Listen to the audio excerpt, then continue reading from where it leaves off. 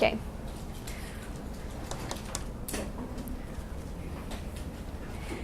Cancer. It's a word that none of us would ever like to hear in our lifetime. And yet, most likely, each and every one of us will be personally affected by this disease at some point. 2 out of every 5 individuals will develop cancer in their lifetime, be it our mothers, our fathers, our sisters, or ourselves. Out of these 1,685,210 individuals, approximately 595,690 people will lose their battle with this disease. Cancer is one of the most prevalent diseases of our generation. It's frightening, it's terrifying, and a lot of people don't quite understand exactly what it is. But it's also new, it's unprecedented, and for a lot of doctors it's exciting. It represents a new frontier of medicine, a new frontier that I myself want to participate in. My quote this year for ISM was, "The significant problems we have cannot be solved at the same level of thinking with which we created them." And this applies not only to my ISM journey, but to my topic of study as well.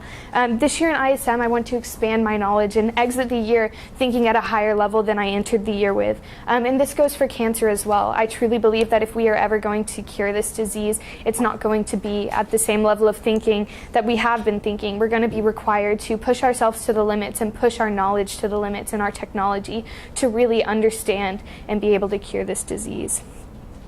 So in ISM, we do 2 main types of research, interviews, and then we do research online. So I completed 7 interviews this year. However, I wanted to highlight a couple of them, the 4 interviews that I found to be most beneficial.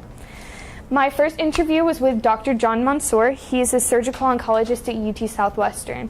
Before I interviewed Dr. Mansour, I had never really thought about the concept of surgery. I knew it existed, I knew it was a part of medicine, but I had never seen myself in that field before. So we ended up discussing a lot of the differences between surgical and medical oncology and the kind of people and the kind of doctors that prosper in the field of surgery. We also discussed the unique clarity that cancer patients have. Dr. Mansour said that this helps to keep him grounded when times are tough, and even when they're not. Just going into the clinic and being able to have a conversation with these patients who are they have just so much clarity on what life is and what it means, that it's just really refreshing as a doctor. We also discussed the ethical and moral sides of cancer treatment and the future of medicine. With new technology and advances like protein sequencing, we're beginning to understand how tumors act and how they're going to behave, whether they're going to be aggressive or calm, whether a tumor is likely to metastasize or stay local, and whether or not it's likely to become a recurrent tumor. With this new information, doctors carry a heavy ethical burden. If we know that a tumor is aggressive, likely to metastasize, and likely to relapse, is it better to treat the patient, or is it better to simply make sure that their quality of life in their last few months of living is as beneficial and as high as possible? The next interview I wanted to discuss was with Dr. Victor Aquino. He's a pediatric oncologist and hematologist at Children's Medical Center. I originally went into the year thinking that I wanted to do pediatric oncology and hematology. However, that began to change over the course of my interviews. We discussed pediatric hematology, which is more of his focus, and bone marrow transplants and how that affects children with decreased immune systems.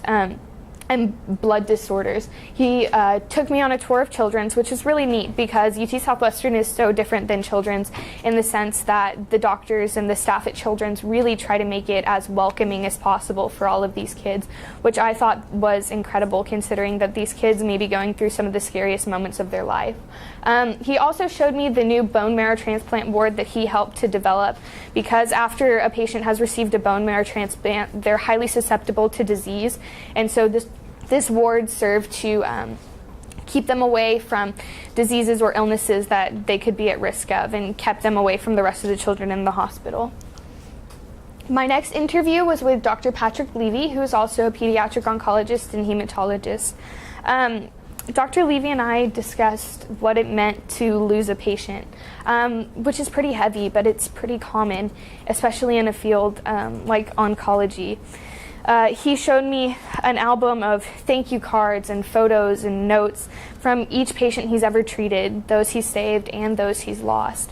And it just really it really hit me hard, and just, it goes to show that so many doctors do care about their patients, and they place so much individual emphasis on each and every relationship they develop with their patients. So that just kind of showed me what kind of doctor I want to be. I want to be that doctor who develops relationships and, their patients feel comfortable coming to and talking to.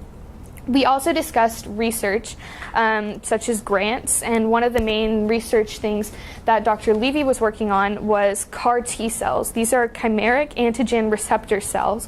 So they're a fusion of B and T cells, which are in your immune system. And what this really means for the future is that we can now individualize cancer treatment for each and every patient. With the amount of research and technology we're developing, this is becoming more prevalent, and it's very interesting to see how this is affecting the field. The next interview I wanted to discuss was with Dr. Joseph Murphy. After I had completed a couple of my interviews, I decided I wanted to go back and look more into the field of surgery, because especially talking with Dr. Mansour at the beginning really kind of tuned me into the fact that I might be better suited to surgery than I would be to becoming a medical doctor. So I interviewed Dr. Joseph Murphy, who is a pediatric surgeon at Children's Medical Center.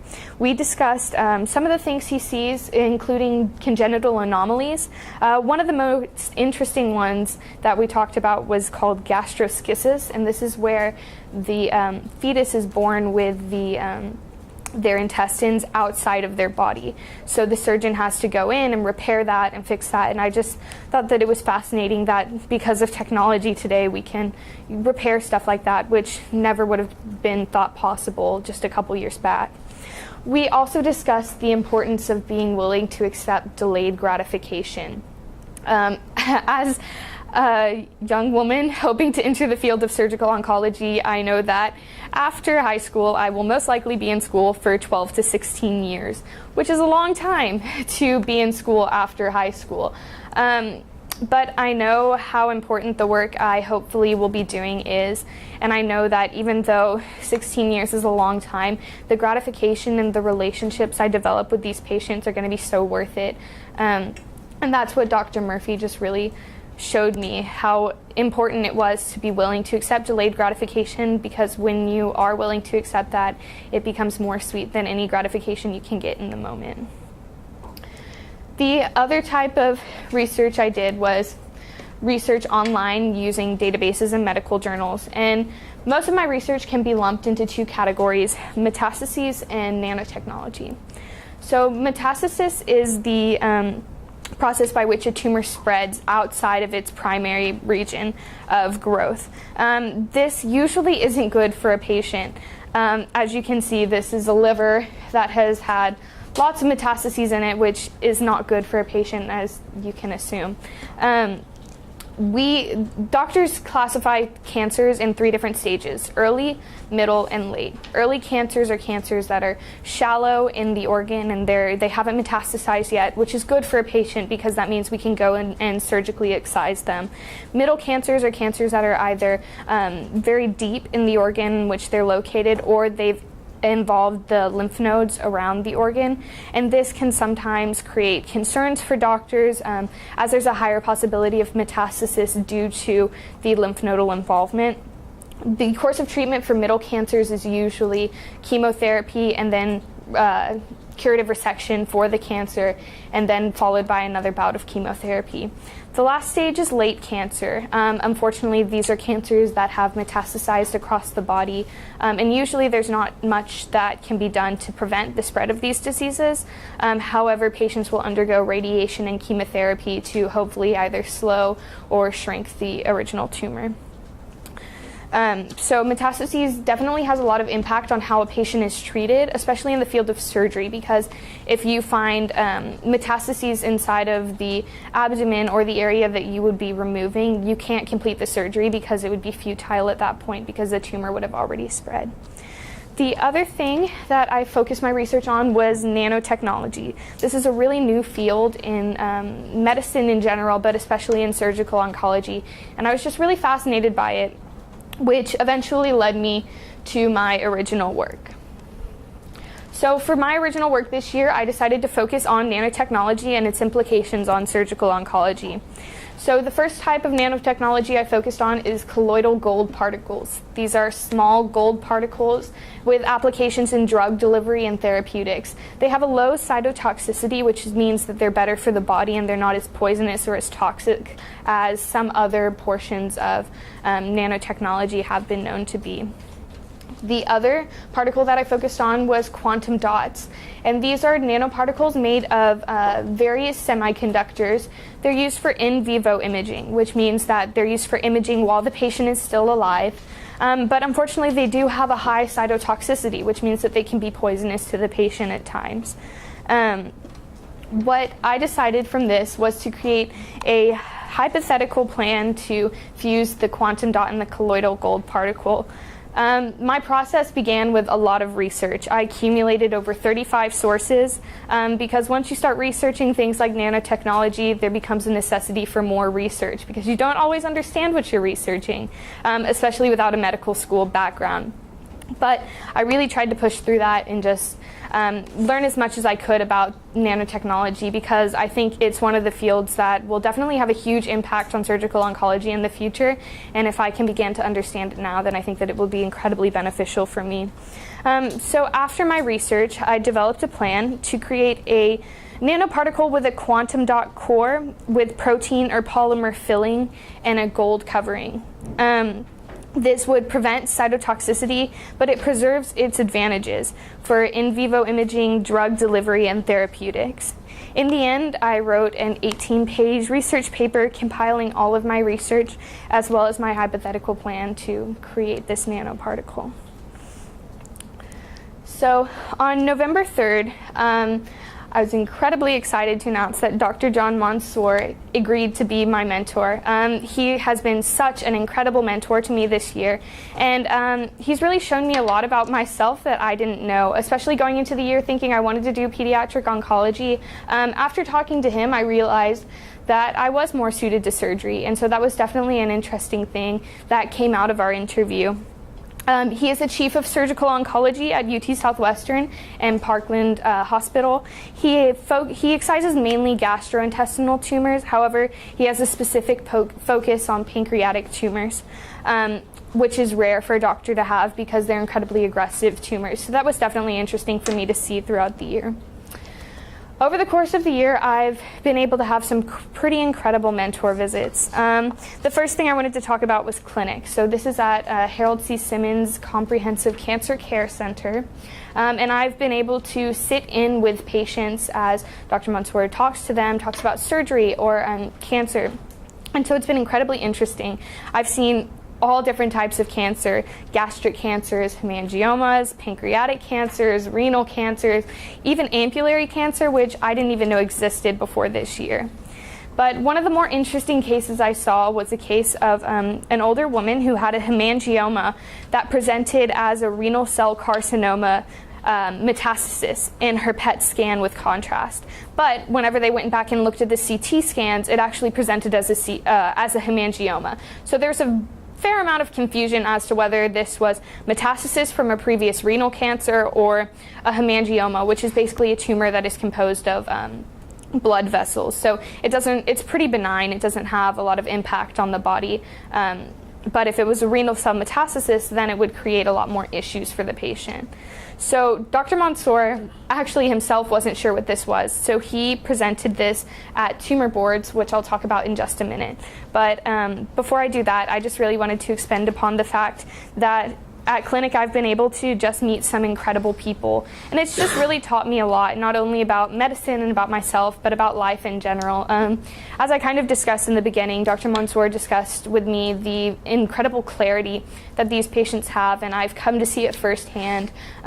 These patients are experiencing stage 3, stage 4 pancreatic cancer, and yet they're finding joy and hope, and that just really encouraged me to do the same in my own life. The next thing I wanted to talk about with my mentor visits was tumor boards. So this is a conference in which medical, surgical, and radiation oncologists all gather together to cover complex or confusing cases that they've seen that they need an outside input on. And this really highlighted one of the reasons why I love cancer care. because it's so team-oriented.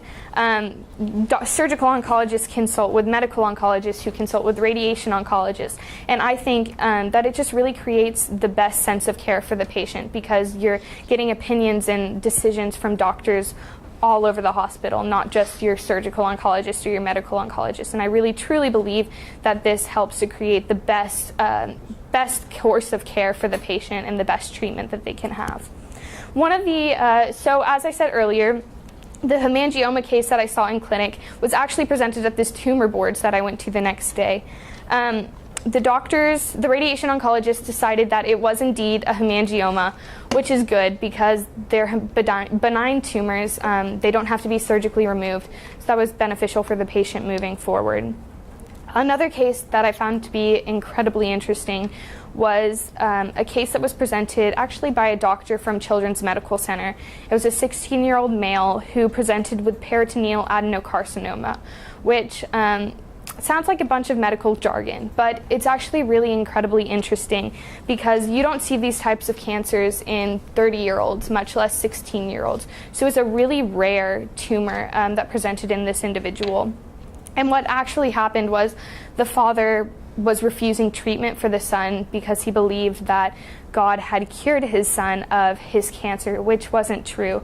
And so it ignited a long debate in tumor boards whether the doctors should take custody of the child and treat him, or leave the family intact for the last few months that this patient had, because peritoneal adenocarcinoma is not curable. In the end, they decided to go in and attempt to convince the father to let them do a couple more scans and endoscopy to really evaluate how bad the tumor had gotten before they made any rash decisions on custody. But this just goes back to show how much ethical and moral dilemmas doctors face, not only with cancer care, but with all sorts of things. The last mentor visit I want to talk about was when I was able to go down to Parkland Hospital and visit the operating rooms. I was able to see a various number of surgeries, including a curative resection for lipoma in the thigh, a rectal tumor, which was very interesting, and I got to see the beginning of a distal pancreatectomy, which further developed into a splenectomy and a colectomy. This really just validated the idea that I wanted to go into surgery, because before that I had thought that I wanted to go in surgery, thought that my personality suited it well, but I had never actually been in an operating room. I'd watched surgeries online on my computer, but that's pretty different than seeing an actual surgery with your own two eyes. So it was just really an incredible experience to sit there and watch these surgeries happen, and it just really validated the idea that this is what I want to go into. The next thing I wanted to discuss is my final product. So Dr. Mansour and I discussed for a while what would be most beneficial for me, and we eventually decided on something that is a real-world problem for patients undergoing major resections for cancer, which is weight loss. Although it sounds trivial, it affects a vast majority of patients who undergo abdominal surgery, and so both Dr. Mansour and I felt that it was important for me to research this and just further understand this phenomenon. So some of the background.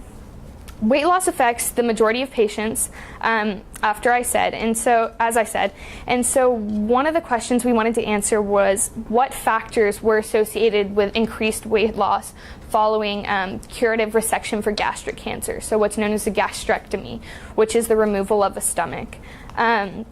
This is significant because as I was doing research, the research continually showed that patients with increased significant weight loss, which is 10% of original body weight or greater, had a lower 5-year survival rate.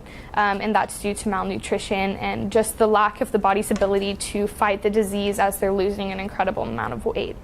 So we sat down and compiled a list of factors that we wanted to look into.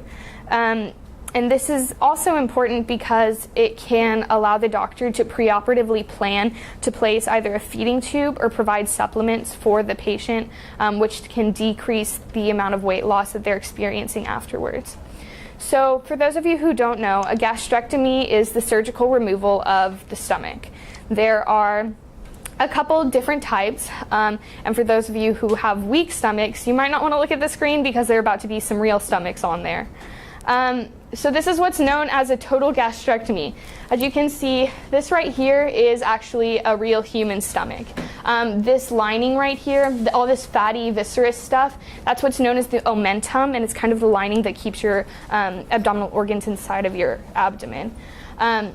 So a total gastrectomy goes through the removal of the entire stomach. So after you take your stomach out, there's no replacement. You don't have a stomach. They connect your esophagus back to your intestines in a very fancy way that I'm not totally sure. But you can actually live without a stomach, which a lot of people, including myself, were very interested to find out.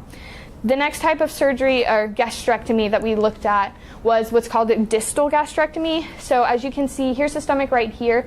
It only removes the distal part of the stomach, so the stomach that's furthest away from your esophagus and closer to your intestines. And these are for tumors that are closer to the intestines or more centralized, so you don't have to remove the entire stomach. And then this again is the omentum, the lining. This is also a total gastrectomy, but it's a little different because up here you can see the spleen. So this is a tumor. The tumor's right here, if you can see it. It grew out of the stomach, so it's a gastric cancer. However, because it had grown so large, it had actually attached to the spleen. So in order to get negative margins, they had to remove the spleen as well. And then this is pretty interesting. If you can see right here where the tumor or where the organ is kind of cinched together, that means that there's a tumor inside of the stomach. So that's how you can tell right here where the tumor is on the outside. So I thought that was pretty interesting. So that's what a gastrectomy is, and the main types that we focused on in our clinical research was total gastrectomies, distal gastrectomies, subtotal gastrectomies, and a gastrectomy known as an Ivor-Lewis, which also removes part of the esophagus. So Dr. Mansour collected a database of 32 patient records following their weight loss from the day of surgery to, I think it was 2 years after surgery. So this was exciting for me because I was able to do clinical research with actual patient data, so I was pretty excited about that. We used what's known as a prospective database, which means that it follows the data as it goes. It doesn't go back and pull data. It moves with the data. Some of the statistics we used were the dependent variable was percent original body weight change. And you may ask, why do you have to calculate the percent of original body weight change?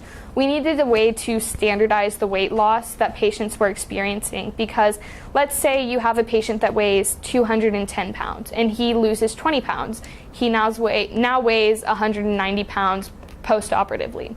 That's not as much of a concern, say, as a patient who weighs 110 pounds to begin with, loses the same amount of weight, 20 pounds, and now weighs 90 pounds. That would be an incredibly alarming weight loss for this patient. So we needed a way to standardize the amount of weight they were losing, and so we decided that percent of original body weight would be a easy and beneficial way to do this. Some of the independent factors that we looked at were things like age, gender, hospital, tumor histology, which basically means what the tumor is made up of, whether it was recurrent, whether it was early stage or late stage. We also compared what type of gastrectomy they underwent, so total, subtotal, distal, or Ivor-Lewis. And from there, I did some calculations to figure out which one of these things were statistically significant. So we used what's known as categorical data for our independent factors, and I performed what's known as analysis of variance to calculate whether or not these factors were statistically significant. So my results were actually pretty interesting.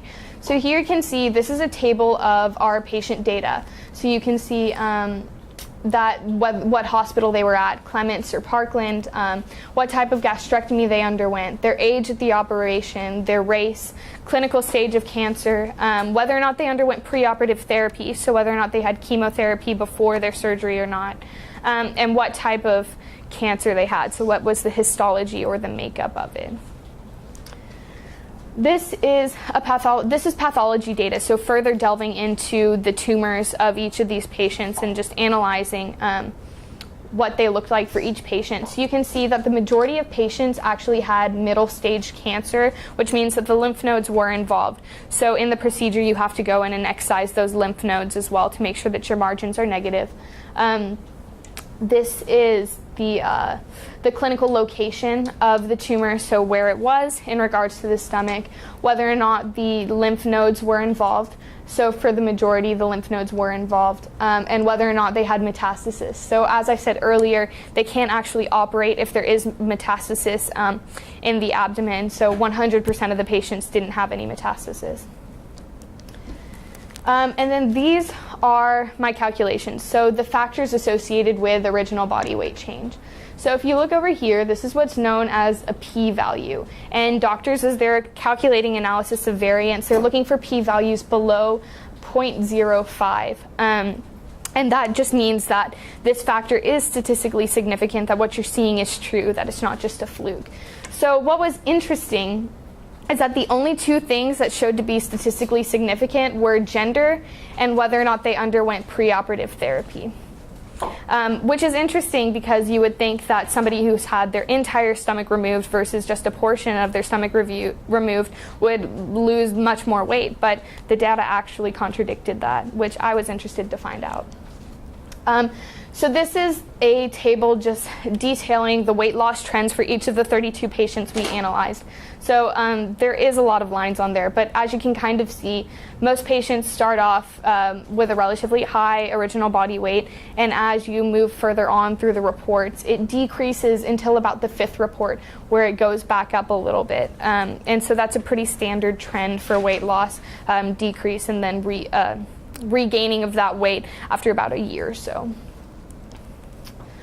So this is two of the graphs that, this is the first of the two graphs for the things that proved to be statistically significant. So male versus female. So as you can see, females had a tendency to lose about 14.3% of their original body weight, which is over 10%, so it's considered statistically significant body weight. And males, on the other hand, only lost about 7%.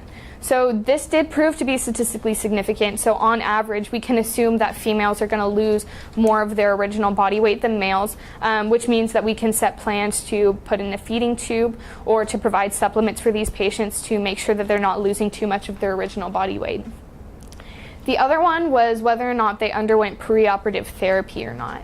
So patients who underwent preoperative therapy on average lost about 11.7 or so % of their original body weight, which again proves to be statistically significant. That's a large percentage of their body weight that they're losing, versus the ones who lost or didn't undergo preoperative chemotherapy. They only lost about 5 or so % of their original body weight. So that's about half. So it was interesting to see the different factors that are associated with increased weight loss and what we can do to prevent that. So our conclusions that we drew were that females are more likely to experience significant weight loss than men, and those undergoing preoperative chemotherapy are more likely to lose significant amounts of weight.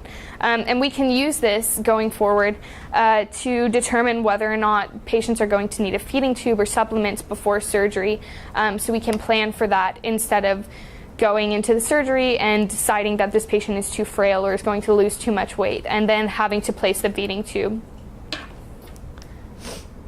So in conclusion, if I had to define my ISM journey this year in one word, it would have to be growth. I've grown so much, not only professionally, but as an individual. I never thought that as a junior in high school, I would be given the opportunity to palpate hernias or to assist in the removal of surgical clips and feeding tubes, or even to help comfort a patient as they're told they may not live to see the next 5 years. I never thought that I would be brave enough to step out of my comfort zones and interview neurosurgeons and surgical oncologists and some of the top names in medicine. And yet this year I've done exactly that. This year I've learned about